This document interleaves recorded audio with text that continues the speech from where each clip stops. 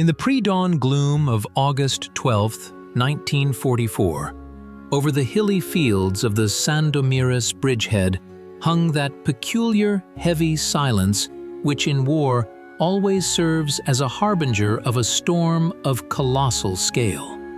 The air was thick and humid with night fog, settling in large drops on the cold armor of Soviet vehicles hidden in dense thickets of corn and hastily constructed revetments.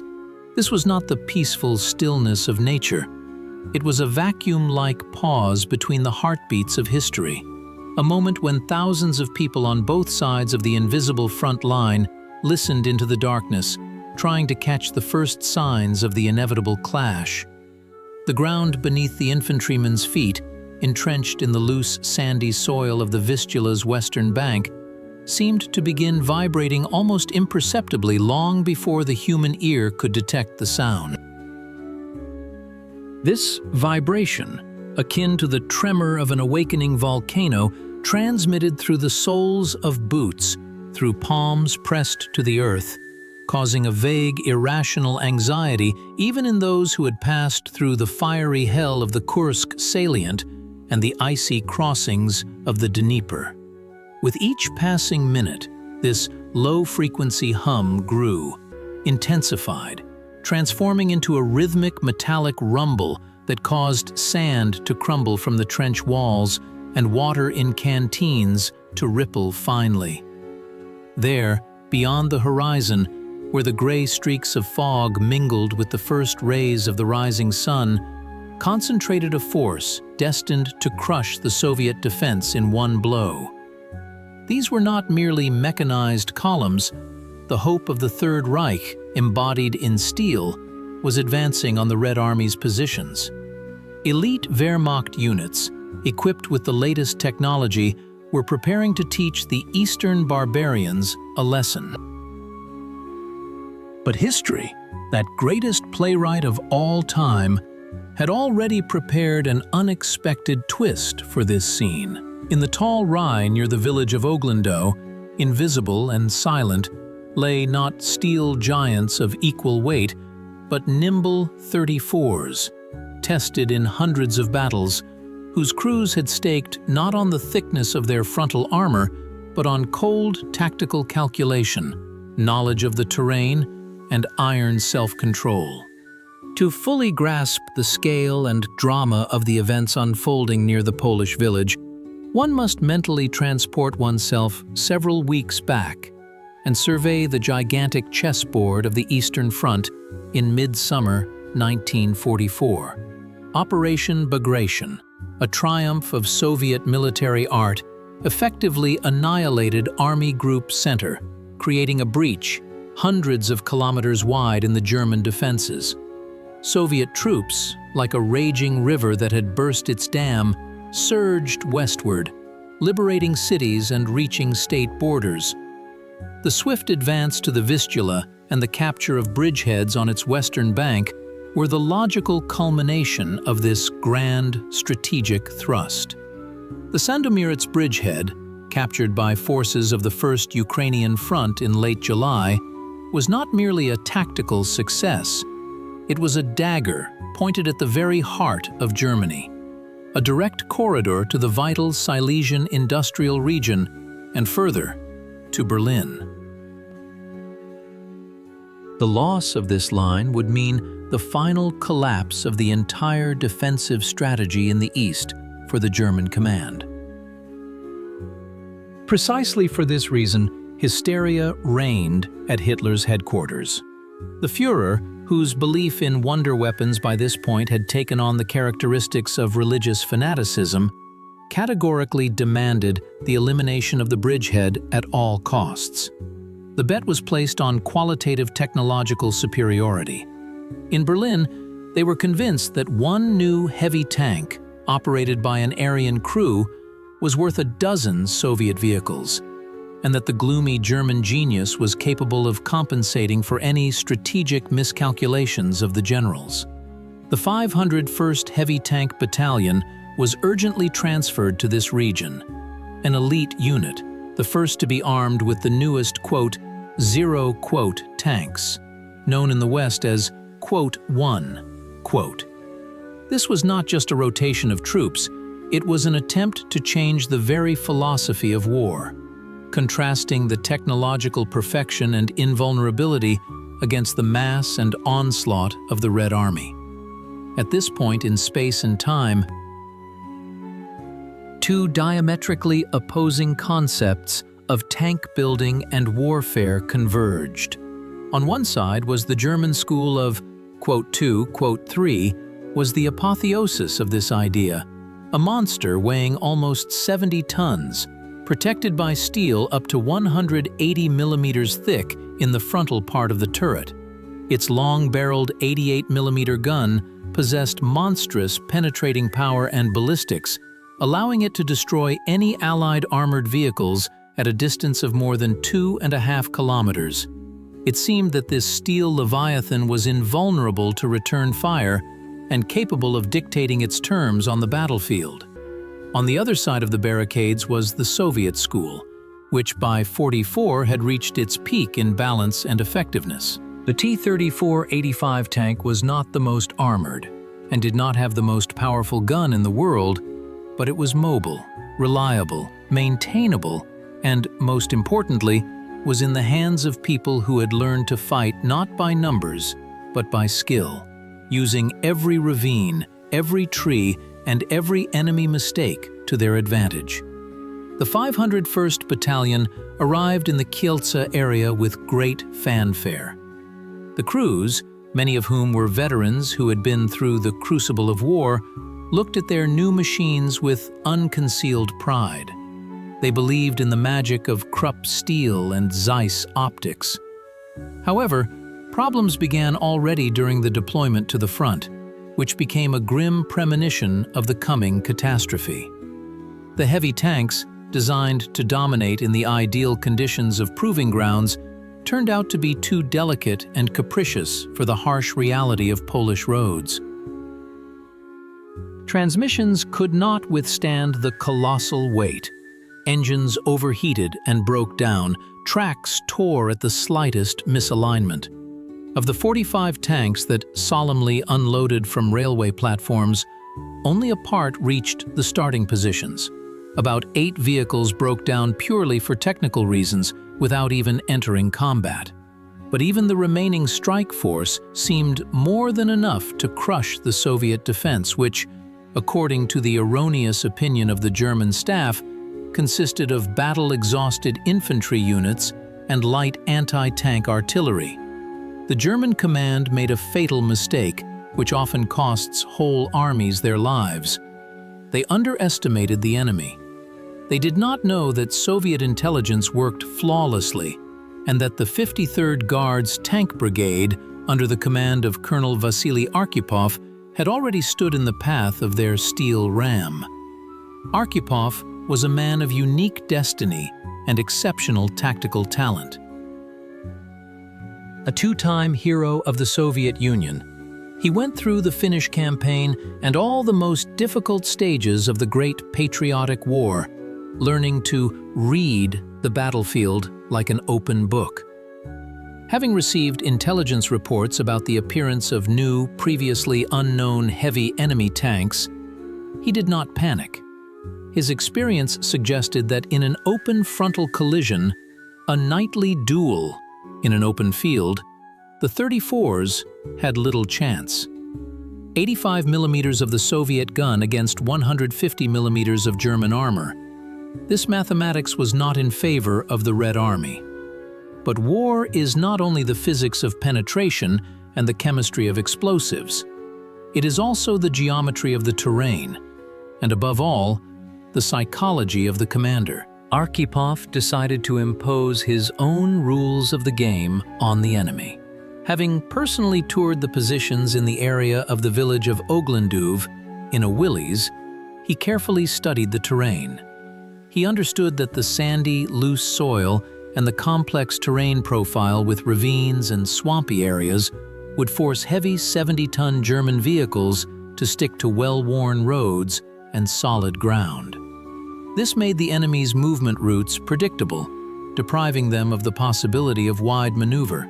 Instead of building a classic linear defense, which the Germans would have easily broken through with their, quote, 1, Arkhipov ordered the creation of a classic, quote, 2. The tanks were not arranged in a line, but according to a complex scheme, with camouflaged positions on the flanks of the Germans' presumed route of movement. The colonel's order was strict and unambiguous.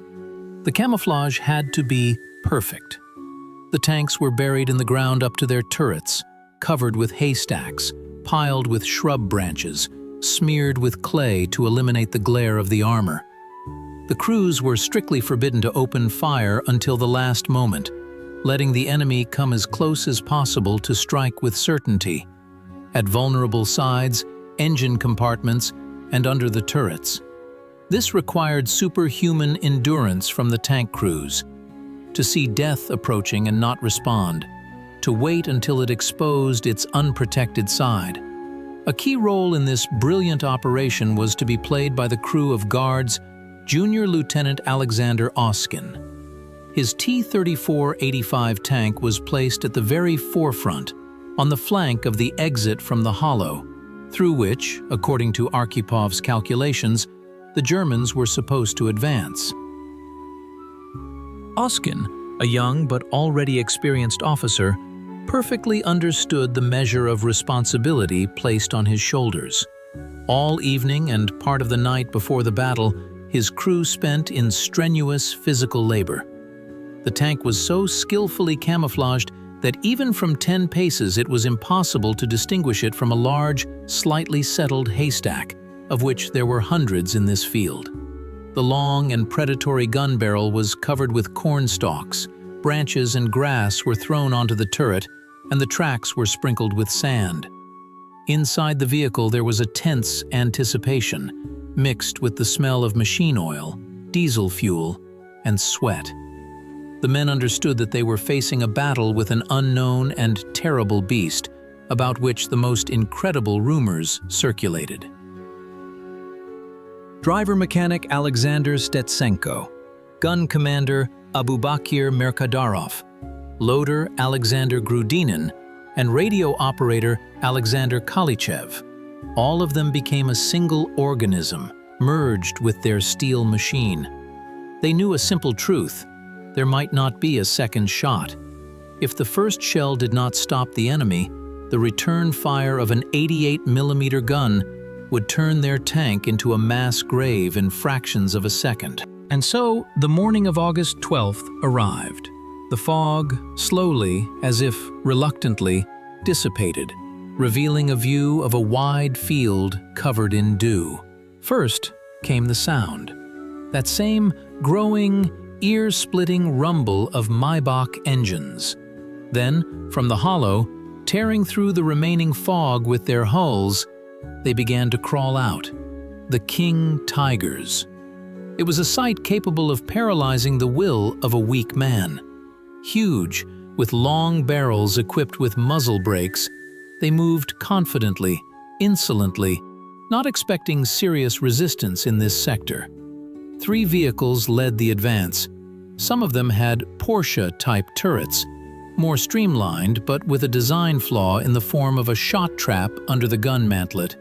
Others carried angular Henschel turrets. The German tank commanders, feeling their impunity, leaned out of the hatches up to their waists, surveying the area with binoculars. They felt like masters of the situation, arbiters of destiny. This self-confidence, bordering on criminal carelessness, became their second enemy after the Soviet tank crews. The Germans did not conduct thorough infantry reconnaissance, relying entirely on the power of their frontal armor and the range of their guns. The lead reconnaissance passed Oskin's ambush, literally 200 meters away, not noticing the Soviet tank camouflaged in the hay. The Germans moved in a column, exposing their sides to fire, making an unforgivable tactical error.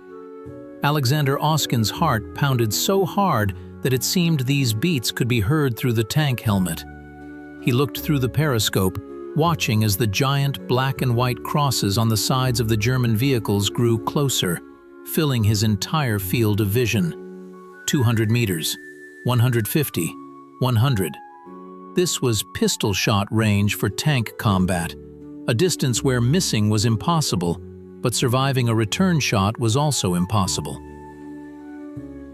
Nerves were stretched taut like a string about to snap. It required colossal willpower to restrain the hand of gunner Merkaidarov when every self-preservation instinct screamed for immediate firing. But Oskin waited. Like a predator in ambush, he waited for the moment when the side of the lead Tiger would be in the ideal position, perpendicular to the line of fire, to eliminate any chance of a ricochet. And then, that moment came. The command, "Fire!" rang out over the intercom sharply, like the crack of a whip, breaking the stupor of waiting. The tank shuddered throughout its entire body from a powerful shot. A BR-365P sub-caliber projectile, fired from a distance of less than 200 meters, bit into the side of the German giant with a piercing screech. The result exceeded all, even the wildest, expectations. The projectile penetrated the side armor and apparently hit the fuel tanks or ammunition rack. The Tiger ignited instantly, as if it were made of matches, not steel. The enormous machine froze, enveloped in black, greasy smoke, which immediately began to spread across the field. The German column fell into complete disarray. They did not see the enemy. They did not understand where the threat came from. The turrets of the heavy tanks began to rotate chaotically in search of a target. Gun barrels twitched up and down, but it was too late. The initiative completely passed into the hands of the Soviet crew. Inside the T-34, work boiled at a furious pace. The loader, Alexander Grudinin, drenched in sweat, snatched heavy unitary shells from the ammunition rack and slammed them into the breech of the gun. Merkaidarov, without wasting a second on unnecessary movements, rotated the aiming hand wheels, shifting the reticle to the next vehicle. The second shot, a flash, an impact, and the second Tiger, following the lead one, received a mortal penetration. The turret of the German tank was engulfed in flames. Burning tank crewmen began to jump out of the hatches, trying to extinguish the fire on themselves. Inside the German vehicles, hell broke loose. The automatic fire suppression system could not cope with the burning temperature. The ammunition began to detonate, tearing the hulls from the inside. The third tank in the column tried to turn its front towards the perceived threat, but this maneuver proved fatal for it. Oskin, seizing the moment of the turn, ordered to strike the rear of the turret. The third projectile put an end to the existence of this machine as well. The battle lasted only a few minutes, but in its intensity, density of events, and effectiveness, it became one of the most outstanding episodes of the entire tank war on the Eastern Front. In an incredibly short time, Oskin's single crew, operating from a well-planned ambush, effectively decapitated the enemy's strike group, destroying 3 of the newest German tanks, which were considered invulnerable. But the most surprising thing happened next. Seeing that the lead vehicles were destroyed, turning into blazing torches, and the source of the destructive fire was still not detected, the crews of the remaining Tigers, following in the rear guard, began to panic. The vaunted German discipline cracked. Some vehicles, trying to turn sharply on the soft, shifting ground, began to skid. Their engines roared at maximum revolutions, spewing plumes of bluish exhaust gas into the sky, but the wide tracks only dug deeper into the treacherous Polish sand.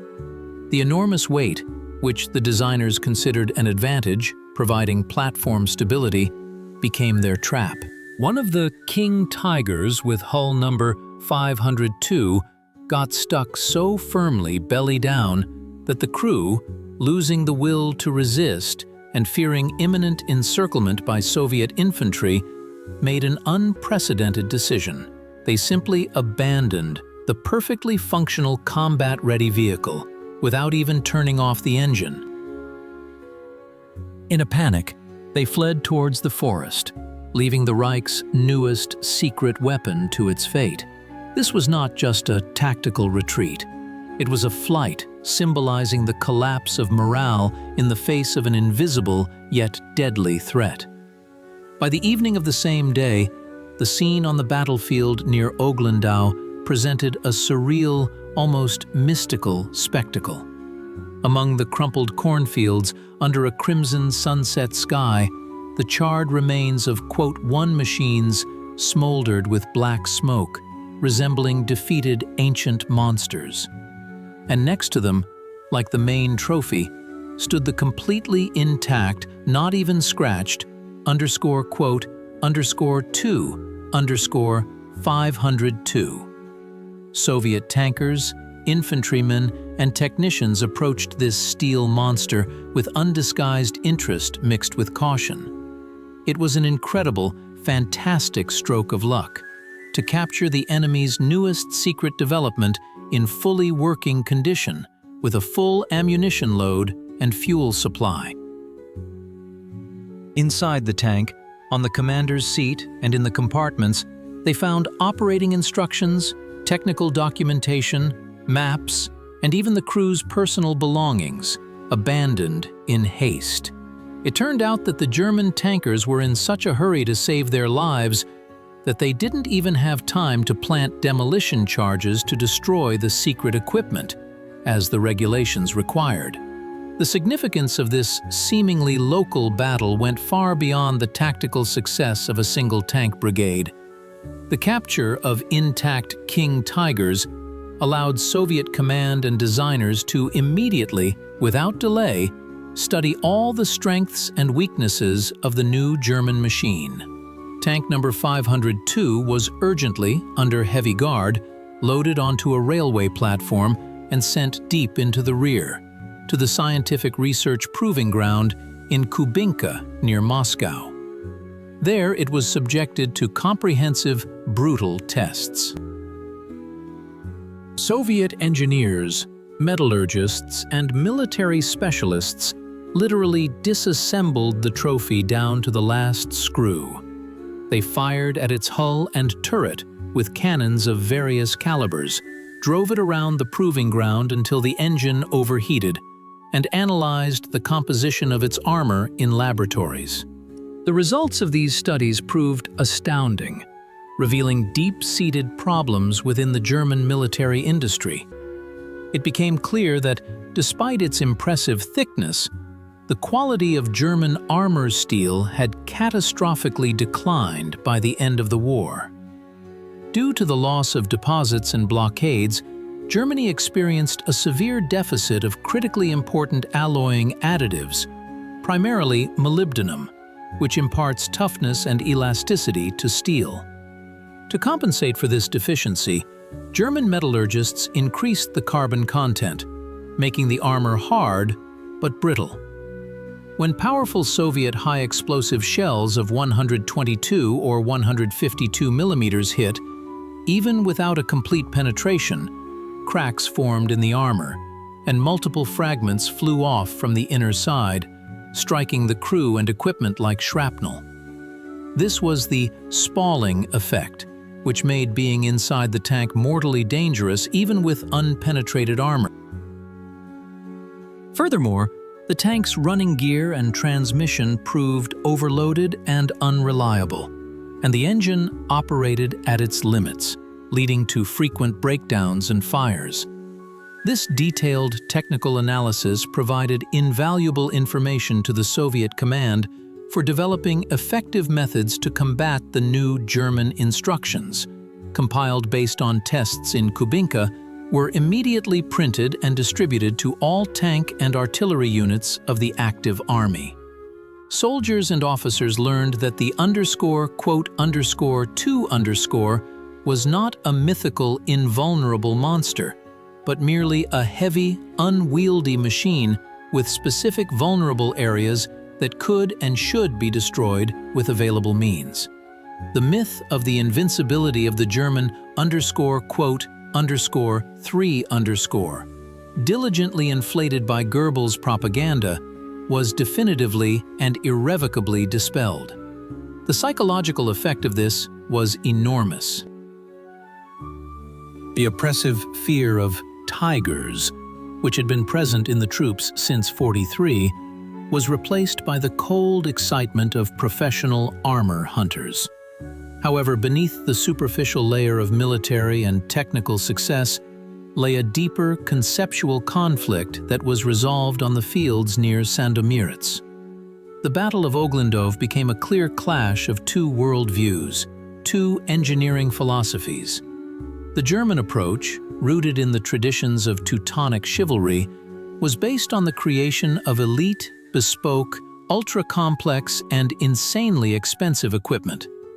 This equipment required ideal operating conditions, sterile repair workshops, highly skilled crews with years of training, and impeccably functioning logistics for parts supply. In the conditions of total war of attrition, when Germany's resources diminished daily and communications were stretched and under constant aerial attacks, such a strategy proved to be a dead end.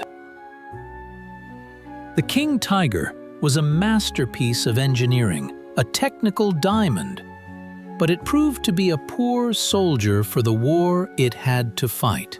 It demanded too much attention, care, and resources, providing in return only a localized tactical advantage that could not compensate for the strategic failure.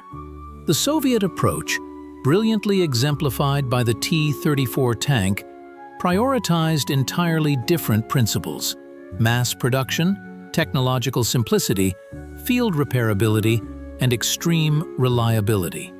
The tank was not seen as a unique work of art, but as an effective instrument of war, a consumable capable of operating in mud, snow, and dust, with a crew that had undergone accelerated wartime training. Soviet technology forgave mistakes. It was repaired with a sledgehammer and welding in an open field. It started in any frost. And ultimately, it was this crude but viable simplicity that achieved a convincing victory over refined and capricious complexity. This was a cruel but fair lesson of history. In critical, extreme situations, the pursuit of absolute perfection often becomes the enemy of good, and the ability to adapt to chaos proves more important than absolute but fragile power. Reflecting on the events at the Sandomierz Bridgehead, it is impossible to overstate the role of the human factor. No matter how perfect a mechanism may be, it remains merely a pile of dead metal until a person sits inside it. The heroism of Alexander Oskin's crew and the competent, cool-headed leadership of Colonel Vasily Arkhipov clearly demonstrated that the outcome of a battle is decided not by millimeters of armor or gun calibers, but by spirit, intellect, will, and the ability to maintain clarity of mind in the face of mortal danger. German tank crews, despite their overwhelming technical superiority, lost this duel mentally, even before the first shot. They were constrained by their overconfidence, their blind faith in the superiority of machine over man, whereas Soviet tank crews relied primarily on themselves, on the cohesion of their crew, and on combat camaraderie. This special internal state, this readiness for self-sacrifice for a common goal, and the ability to think creatively and unconventionally in a critical situation, became the secret ingredient of victory that was not and could not be in the chemical composition of Krupp steel. In the broad context of the entire Vistula-Oder operation and the subsequent inevitable offensive on Berlin, the battles on the Sandomierz Bridgehead played the role of a powerful catalyst. The successful repulsion of fierce German counterattacks, including those involving the newest tanks, allowed Soviet troops to firmly and securely entrench themselves on the western bank of the Vistula. This bridgehead became a huge accumulator of forces, a springboard for the decisive dash to the capital of the Third Reich. If the Germans then, in August of '44, had managed to throw our troops back into the river, the war could have dragged on for many months, giving Hitler time to develop new types of weapons and engage in political maneuvers. Every tank destroyed near Ogłędów, every meter of Polish soil held, brought the end of the war closer, saving the lives of thousands of soldiers who were to take Berlin. The fates of the participants in that legendary battle varied, reflecting the complex fabric of post-war history. Alexander Petrovich Oskin, for his unparalleled feat, combining personal bravery with tactical skill, was awarded the highest honor, the title of Hero of the Soviet Union. His life after the war unfolded with dignity. He continued his service in the army, passing on his unique experience to new generations of tankmen, and his famous tank ambush tactics entered military academy textbooks as a classic example of competent use of terrain. Colonel Arkhipov also continued his brilliant military career, becoming one of the most respected commanders in armored forces. However, the fate of the German commanders proved to be sad and inglorious. The commander of the 501st Battalion, Major von Liggett, was disgracefully removed from his post, and the defeat at Ogłędów became an indelible black mark on the reputation of the entire elite unit, marking the sunset of the era of German heavy tank battalions. Today, when we look at the yellowed pages of archival documents or the cold armor of museum exhibits, we see only a glimmer of that hot August. But the echo of the battle near the village of Ogłędów continues to resonate through the decades, reminding us that in history there are no insurmountable obstacles and no invincible enemies. The King Tiger tank number 502, captured by Oskin's crew, still stands in the Armored Museum in Kubinka. It silently gazes at visitors with its long, formidable gun, remaining a majestic monument to engineering genius that served evil. But this monument also serves as an eternal reminder of how this genius was defeated by simple human courage and Russian character. In this silent confrontation of metal and spirit, frozen in time, lies the main lesson of the Sandomierz Bridgehead. Victory always belongs to those who fight for a just cause, even if the enemy seems like an insurmountable giant.